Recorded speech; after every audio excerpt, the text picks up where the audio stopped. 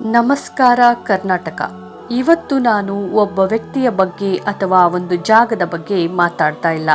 ಬದಲಿಗೆ 6 ಕೋಟಿ ಕನ್ನಡಿಗರ ಎದೆಯ ಬಡಿತದ ಬಗ್ಗೆ ಮಾತಾಡ್ತಾ ಇದ್ದೇನೆ. ಕೆಲವರು ಕೇಳ್ತಾರೆ, ಯಾಕೆ ಅಷ್ಟು ಜಾಗ ಬೇಕು, ಅದರಿಂದ ಜನಸಾಮಾನ್ಯರಿಗೆ ಏನು ಲಾಭ? ಈ ಪ್ರಶ್ನೆ ಕೇಳುವವರಿಗೆ ಒಂದು ಮಾತು: ನೀವು ಅಳತೆ ಮಾಡ್ತಿರೋದು ಬರೀ ಮಣ್ಣನ್ನಲ್ಲ, ಕನ್ನಡಿಗರ ಅಭಿಮಾನವನ್ನ.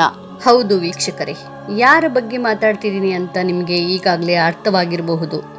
ನಮ್ಮ ನಾಡಿನ ಅಪ್ರತಿಮ ನಾಯಕರು, ಕನ್ನಡಿಗರ 2 ಕಣ್ಣುಗಳ ಸ್ಮಾರಕದ ಬಗ್ಗೆ ಇವತ್ತು ಸತ್ಯದ ದರ್ಶನವನ್ನ ಮಾಡಿಸೋಣ. ಹಾಗಾದ್ರೆ ವಿಡಿಯೋನ ಪೂರ್ತಿಯಾಗಿ ನೋಡ್ತಿರಲ್ವೇ? ನಮಸ್ಕಾರ, ನಮ್ಮ ಸ್ಕ್ರೀನಿಗೆ ಸ್ವಾಗತ.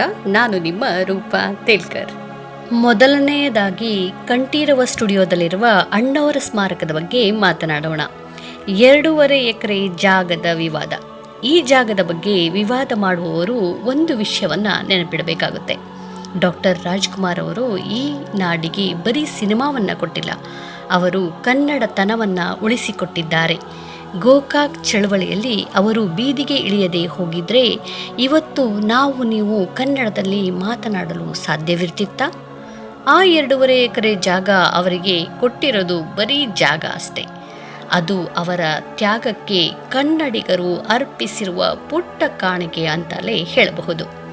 ಇವತ್ತು 2.5 ಎಕರೆಯ ಸ್ಮಾರಕದಿಂದ ಎಷ್ಟು ಜನರಿಗೆ ಅನ್ನ ಸಿಗ್ತಿದೆ ಅದು ಗೊತ್ತಿದೆಯಾ?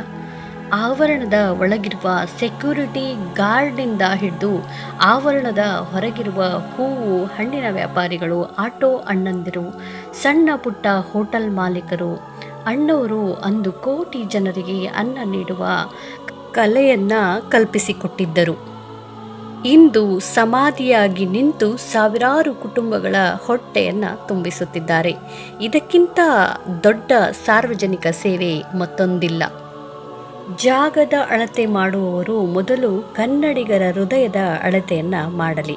ಅಲ್ಲಿ ರಾಜ್ ಅವರಿಗೆ ಕೊಟ್ಟಿರುವ ಜಾಗ 2.5 ಎಕರೆಯಲ್ಲ, ಇಡೀ ಕರ್ನಾಟಕದ ವಿಸ್ತೀರ್ಣವೇ ಅಲ್ಲಿ ಅಡಗಿದೆ.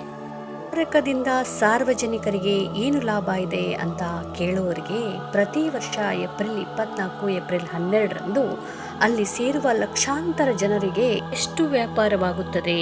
ಆ ಒಂದು ದಿನದ ವ್ಯಾಪಾರದಿಂದ ನೂರಾರು ಸಣ್ಣ ವ್ಯಾಪಾರಿಗಳು ವರ್ಷದ ಜೀವನವನ್ನ ನಡೆಸ್ತಾರೆ.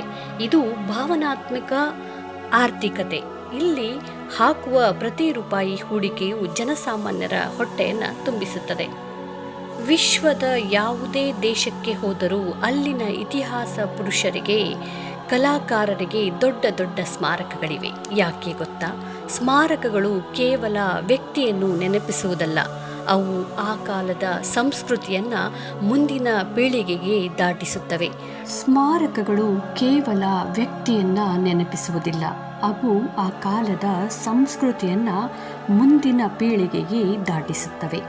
ಡಾಕ್ಟರ್ ರಾಜ್ಕುಮಾರ್ ಅವರ ಸ್ಮಾರಕ ನಮ್ಮ ಮಕ್ಕಳಿಗೆ ನಮ್ಮ ಕನ್ನಡದ ಹೆಮ್ಮೆಯನ್ನ ಹೇಳಿಕೊಡುವ ಪಾಠಶಾಲೆ. ಭೂಮಿಯನ್ನ ಚದುರ ಅಡಿಗಳಲ್ಲಿ ಅಳೆಯುವವರಿಗೆ ಆ ಮಣ್ಣಿನ ಮೇಲೆ ಅಭಿಮಾನಿಗಳಿಗಿರುವ ಭಕ್ತಿಯ ಅರಿವಿಲ್ಲ. ಬೆಂಗಳೂರಿನಲ್ಲಿ ಸಾವಿರಾರು ಎಕರೆ ಕೆರೆಗಳು ಒತ್ತುವರಿಯಾಗಿ ದೊಡ್ಡ ದೊಡ್ಡ ಕಾಂಕ್ರೀಟ್ ಕಾಡುಗಳು ಎದ್ದಾಗ ಸುಮ್ಮನಿದ್ದರು. ಇಂದು ಕನ್ನಡದ ಶಕ್ತಿಗಳ ಸ್ಮಾರಕದ ಬಗ್ಗೆ ಮಾತನಾಡುತ್ತಿರುವುದು ಎಷ್ಟು ಸರಿ? ಇದು ಭೂಮಿಯ ವಿವಾದವಲ್ಲ, ಇದು ಕನ್ನಡಿಗರನ್ನ ಕೆರಳುವ ಕುತಂತ್ರ. ಈಗ ನಮ್ಮ ವಿಷ್ಣು ದಾದಾ ಸ್ಮಾರಕದ ವಿಷಯಕ್ಕೆ ಬರೋಣ. ಇದನ್ನು ರಾಜ್ಕುಮಾರ್ ಅವರ ಸ್ಮಾರಕದ ಜೊತೆಯಲ್ಲಿ ಹೋಲಿಸಬೇಡಿ.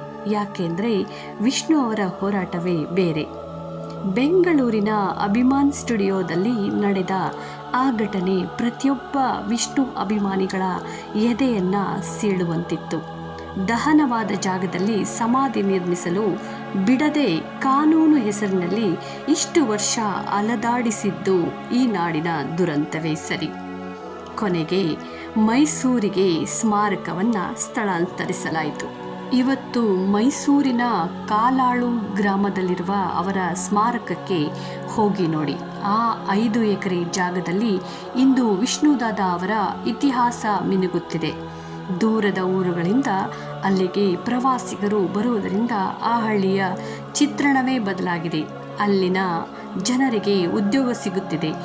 ದಾದಾ ಅವರ ಸ್ಮಾರಕ ಕೇವಲ ಪ್ರೇಕ್ಷಣೀಯ ಸ್ಥಳವಲ್ಲ, ಅದು ಸಂಶೋಧನಾ ಕೇಂದ್ರವೂ ಹೌದು.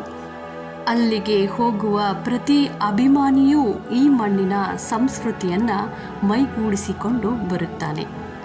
ಅಭಿಮಾನ್ ಸ್ಟುಡಿಯೋದಲ್ಲಿ ಸಮಾಧಿಯನ್ನು ತೆರವುಗೊಳಿಸಿರಬಹುದು, ಆದರೆ ಪ್ರತಿಯೊಬ್ಬ ಕನ್ನಡಿಗನ ಎದೆಯ ಆಳದಲ್ಲಿ ವಿಷ್ಣು ದಾದಾರಿಗೆ ಒಂದು ಶಾಶ್ವತ ಸ್ಮಾರಕವಿದೆ. ಅದನ್ನು ತೆರವುಗೊಳಿಸಲು ಯಾರಿಂದಲೂ ಸಾಧ್ಯವಿಲ್ಲ. ಬಹಳಷ್ಟು ಜನರಿಗೆ ಗೊತ್ತಿಲ್ಲದ ವಿಷಯವೆಂದರೆ ವಿಷ್ಣು ದಾದಾ ಅವರು 10 ಶಾಲಾ ಮಕ್ಕಳಿಗೆ ವಿದ್ಯಾಭ್ಯಾಸಕ್ಕೆ ರಹಸ್ಯವಾಗಿ ನೆರವು ನೀಡುತ್ತಿದ್ದರು. ಯಾವ ಮಗು ಹಣವಿಲ್ಲದೆ ಶಿಕ್ಷಣದಿಂದ ವಂಚಿತರಾಗಬಾರದು ಎಂಬುದು ಅವರ ಆಶಯವಾಗಿತ್ತು. ಅದರ ಜೊತೆಗೆ ಆಧ್ಯಾತ್ಮದ ಮೂಲಕ ಜನರ ಮನಸ್ಸಿಗೆ ನೆಮ್ಮದಿ ನೀಡುವ ಕೆಲಸವನ್ನು ಅವರು ಮಾಡಿದರು. ವಿಷ್ಣುವರ್ಧನ್ ಅವರಿಗೆ ಪ್ರಾಣಿಗಳ ಮೇಲೆ ಅಪಾರ ಪ್ರೀತಿ ಇತ್ತು. ಅದರಲ್ಲೂ ಬೀದಿ ನಾಯಿಗಳ ಬಗ್ಗೆ ಅವರಿಗೆ ಕರುಣೆ ಹೆಚ್ಚಿತ್ತು. ಶೂಟಿಂಗ್ ಮುಗಿಸಿ ಬರುವಾಗ ದಾರಿಯಲ್ಲಿ ಸಿಗುವ ಪ್ರಾಣಿಗಳಿಗೆ ಆಹಾರವನ್ನು ನೀಡುವುದು, ಅವರ ಆರೈಕೆಗಳನ್ನು ಮಾಡುವುದು ಅವರಿಗೆ ರೂಢಿಯಾಗಿತ್ತು. ಅವರು ಹೇಳ್ತಿದ್ರು, ಮಾತನಾಡದ ಪ್ರಾಣಿಗಳಿಗೆ ನಾವೇ ಧ್ವನಿಯಾಗಬೇಕು ಅಂತ. ಡಾಕ್ಟರ್ ವಿಷ್ಣುವರ್ಧನ್ ಅವರನ್ನು ನಾವು ಕೇವಲ ಸ್ಕ್ರೀನ್ ಮೇಲೆ ಫೈಟ್ ಮಾಡುವ ಸಾಹಸ ಸಿಂಹ ಎಂದು ಮಾತ್ರ ನೋಡಿದ್ದೇವೆ. ಆದರೆ ತೆರೆಯ ಹಿಂದೆ ಅವರು ಮಾಡಿರುವ ಸಮಾಜ ಸೇವೆಗಳು ಎಂಥವರನ್ನು ಮೌನವಾಗಿಸುತ್ತವೆ. ವಿಷ್ಣು ದಾದಾರ ಒಂದು ದೊಡ್ಡ ಗುಣವೆಂದರೆ ಅವರು ಮಾಡುತ್ತಿರುವ ದಾನ ಧರ್ಮಗಳು ಯಾರಿಗೂ ತಿಳಿಯುತ್ತಿರಲಿಲ್ಲ. ಅವರು ಸ್ನೇಹಲೋಕ ಎನ್ನುವ ಅದ್ಭುತ ತಂಡವನ್ನು ಕಟ್ಟಿದರು. ಇದರ ಉದ್ದೇಶ ಕೇವಲ ಕ್ರಿಕೆಟ್ ಆಡುವುದಲ್ಲ, ಚಿತ್ರರಂಗದ ಕಲಾವಿದರಲ್ಲಿ ಒಗ್ಗಟ್ಟು ಮೂಡಿಸುವುದು ಮತ್ತು ಕಷ್ಟದಲ್ಲಿರುವವರಿಗೆ ಸಹಾಯ ಮಾಡುವುದು. ಇವತ್ತು ಇಂಡಸ್ಟ್ರಿಯಲ್ಲಿ ಒಬ್ಬರಿಗೊಬ್ಬರು ಸಹಾಯ ಮಾಡುತ್ತಾರೆ ಅಂದರೆ ಅದಕ್ಕೆ ದಾದಾ ಹಾಕಿಕೊಟ್ಟ ಆ ಬುನಾದಿಯೇ ಕಾರಣ. ನೀವು ಗಮನಿಸಿರಬಹುದು, ಇವತ್ತಿಗೂ ವಿಷ್ಣು ದಾದಾ ಅವರ ಜನ್ಮದಿನ ಬಂತೆಂದರೆ ಕರ್ನಾಟಕದಾದ್ಯಂತ ಸಾವಿರಾರು ಯೂನಿಟ್ ರಕ್ತದಾನ ನಡೆಯುತ್ತದೆ. ಇದು ಯಾವಾಗೂ ಫೋರ್ಸ್ನಿಂದ ನಡೆಯುತ್ತಿಲ್ಲ. ದಾದಾ ಅವರು ಬದುಕಿದ್ದಾಗ ಸ್ವತಃ ರಕ್ತದಾನ ಮಾಡಿ ನಿಮ್ಮ ರಕ್ತ ಇನ್ನೊಬ್ಬರ ಜೀವ ಉಳಿಸಲಿ ಎಂದು ನೀಡಿದ ಸಂದೇಶ ಇವತ್ತಿಗೂ ಲಕ್ಷಾಂತರ ಅಭಿಮಾನಿಗಳ ಎದೆಯಲ್ಲಿ ಅಚ್ಚೊತ್ತಿದೆ. ಡಾಕ್ಟರ್ ರಾಜ್ಕುಮಾರ್ ಇರಲಿ ಅಥವಾ ಡಾಕ್ಟರ್ ವಿಷ್ಣುವರ್ಧನ್ ಇರಲಿ, ಇವರಿಬ್ಬರು ನಮ್ಮ ಕನ್ನಡದ ಕುಲಕೋಟಿಯ 2 ಭದ್ರ ಬುನಾದಿಗಳು. ಇವರ ಜಾಗದ ಬಗ್ಗೆ ಲೆಕ್ಕ ಹಾಕುವವರು ಮೊದಲು ಸಮಾಜಕ್ಕೆ ಇವರು ಕೊಟ್ಟ ಕೊಡುಗೆಯನ್ನು ಲೆಕ್ಕ ಹಾಕಬೇಕು. ಇವರ ಸ್ಮಾರಕಗಳು ಕೇವಲ ಮಣ್ಣಿನ ದಿಬ್ಬಗಳಲ್ಲ, ಅವು ಕನ್ನಡಿಗರ ಸಾಂಸ್ಕೃತಿಕ ಬೇರುಗಳು. ವಿವಾದ ಮಾಡುವವರು ವೋಟ್ ಬ್ಯಾಂಕ್ ರಾಜಕಾರಣಕ್ಕಾಗಿ ನಮ್ಮ ಶಕ್ತಿಯನ್ನು ಕೆಣಕಬೇಡಿ. ಸ್ಮಾರಕಗಳು ಇರುವವರೆಗೂ ನಮ್ಮ ಭಾಷೆ, ನಮ್ಮ ಇತಿಹಾಸ ಜೀವಂತವಾಗಿರುತ್ತದೆ. ನೀವು ಲೆಕ್ಕ ಹಾಕುವ ಆ 2.5 ಎಕರೆ ಜಾಗದಲ್ಲಿ ಸಾವಿರಾರು ಜನರು ಬದುಕು ಅಡಗಿದೆ ಅನ್ನೋದನ್ನು ಮರಿಬೇಡಿ. ಹೇಗನ್ನಿಸ್ತು ಈ ಮಾಹಿತಿ?